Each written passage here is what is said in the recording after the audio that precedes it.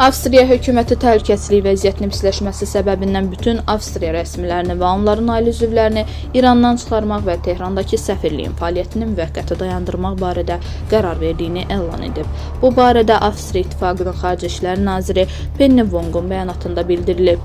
Avstriya hökuməti bütün rəsmi şəxslərə və onların ailələrinə İranı tərk etmək göstərişi verib və ölkədə pisləşən təhlükəsizlik qiymətləndirilməsinə əsaslanaraq Tehranda səfirliyin fəaliyyətini dayandırıb. Xarici İşlər Nazirliyinin başçısı bildirib.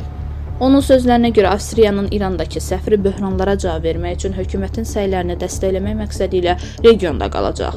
Xarici İşlər və Ticarət Nazirliyi İrandan çıxan Avstriyalılara dəstək göstərmək üçün Azərbaycana, o cümlədən onun sərhəd məntəqəsinə konsulluq əməkdaşlarını göndərir.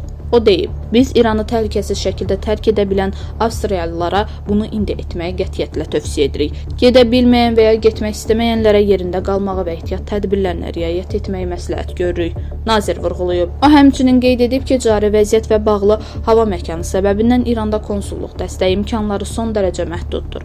Biz 24 saat fəaliyyət göstərən konsulluq fövqəladə yardım mərkəzi vasitəsilə işimizi davam etdiririk və böhran portalı vasitəsilə Avstriya vətəndaşları ilə əlaqə saxlayırıq. Wong əlavə edib.